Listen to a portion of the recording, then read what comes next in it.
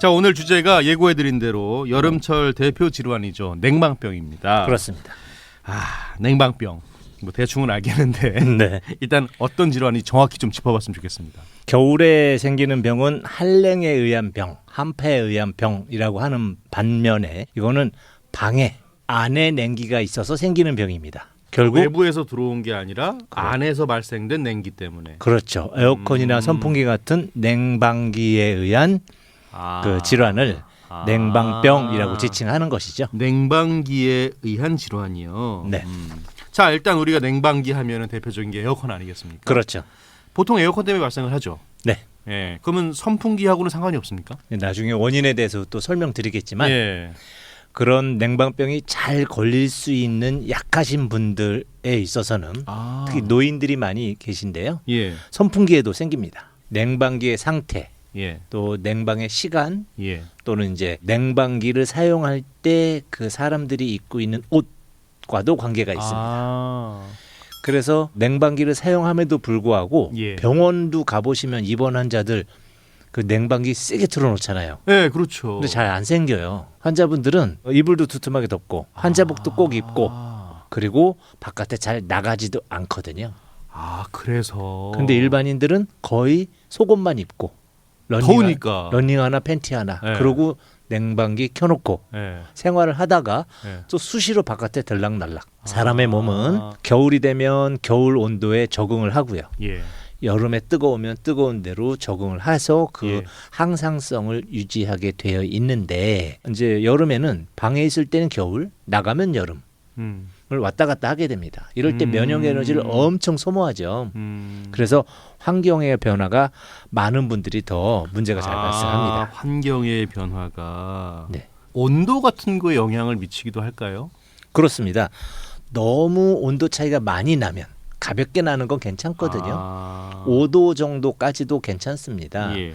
외부가 30도인데 오늘 더웠죠.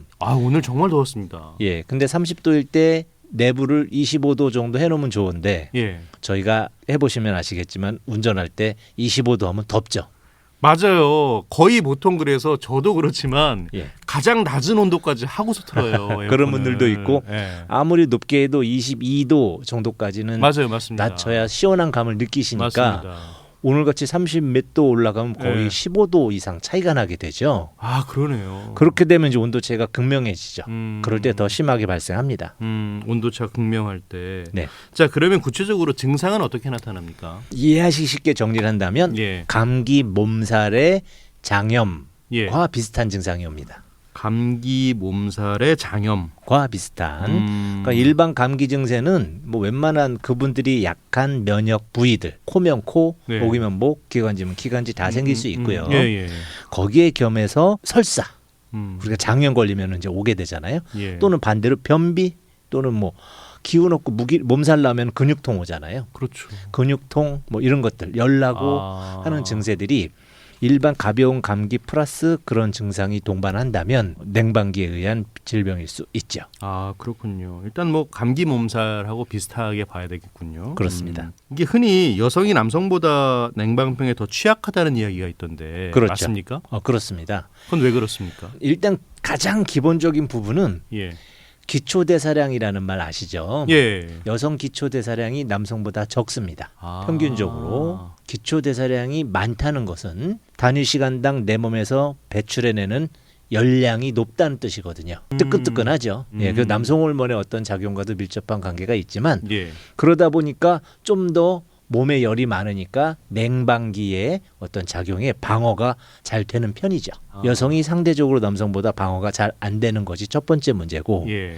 둘째는 이제 그 노출이 심하신 분들. 여성분들은 그런데 여름에 거의 시원하게 지내시려고 치마를 입으시죠. 뭐 아무래도 그러니까 예. 바람이 잘 들어오잖아요. 예. 시원하시죠. 예. 근데 그런 것이 결국은 그 상태로 냉방기를 틀었을 때는 그 냉각기가 깊숙이 들어오죠. 노출되는 부위가 더 많을 수밖에 없겠군요. 냉방기에. 그렇습니다. 우리가 흔히 얘기하는 나시 또는 이제 저 미니스커트만 얘기하는 것이 아니고 단순한 치마라도 그렇게 느낄 수가 있고요.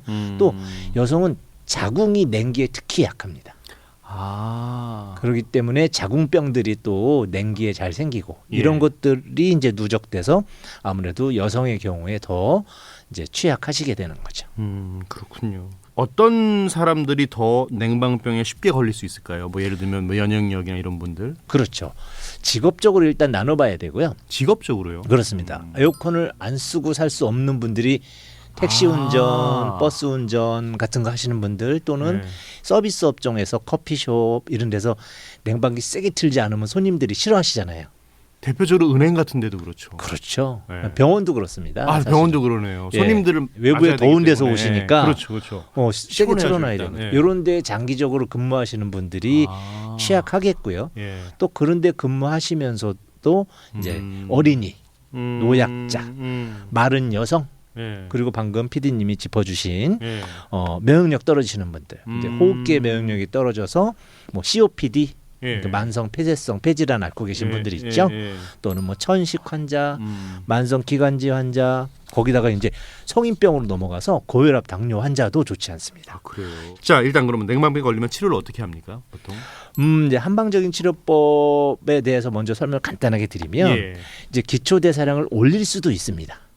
아, 기초 대사량을 올릴 수도 있습니까? 예, 저희가 비만 치료할 때 그런 예. 방법을 사용하거든요. 예. 그 방법을 사용하면 내 몸에서 나가는 에너지가 많다 보니까 예. 방어가 잘 되고요. 아. 그리고 또 냉방병 잘 걸리시는 분들 보면 예. 땀이 많으시고 모공이 잘 열리는 분들이 많아서 모공의 기능을 활성화시켜서 꽉 틀어주는 거죠. 이런 분들은 그런 방법으로 또 이제 기초 대사량은 노인분들에게도 해당이 됩니다.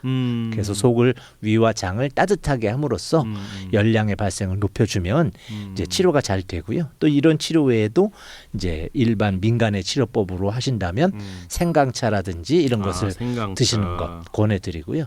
그러니까 우리가 에어컨을 틀어놨을 때는 예. 주변이 추우니까 따뜻한 차를 드시면 훨씬 예방이 잘 됩니다. 되려. 네, 아이스 아메리카노 같은 거 시켜놓으시고서 냉방기 쐬는 것보다는 예. 커피숍에 가셨을 때도 유자차, 생강차, 모가차 같은 거 시키셔서 따뜻한 거로 그리고 에어컨 바람에 노출되신다면 훨씬 그러니까 일종의 치료가 되는 거죠. 그거는 일종의 예방을 위한 생활 습관이 될 수도 있겠네요. 그렇습니다. 그러니까 우리가 항상 시원한 데 가서 또 시원한 것도 먹고 이러면은 사실 더 안 좋을 수도 있다라는 거잖아요. 특히. 여름엔 속이 더 차가워지거든요. 그러니까요. 그래서 따뜻한 거 드시면 예방이 되겠습니다. 알겠습니다. 자, 우리가 이제 흔히 에어컨을 어쨌든 여름에는 사실 에어컨을 계속 틀면서 생활할 수밖에 없어요. 그게 시간의 뭐 길고 짧음의 차이겠죠. 그렇습니다. 사실은. 예. 자, 당연한 얘기겠습니다만 운동도 냉방병 예방에 도움이 되겠죠. 그렇죠.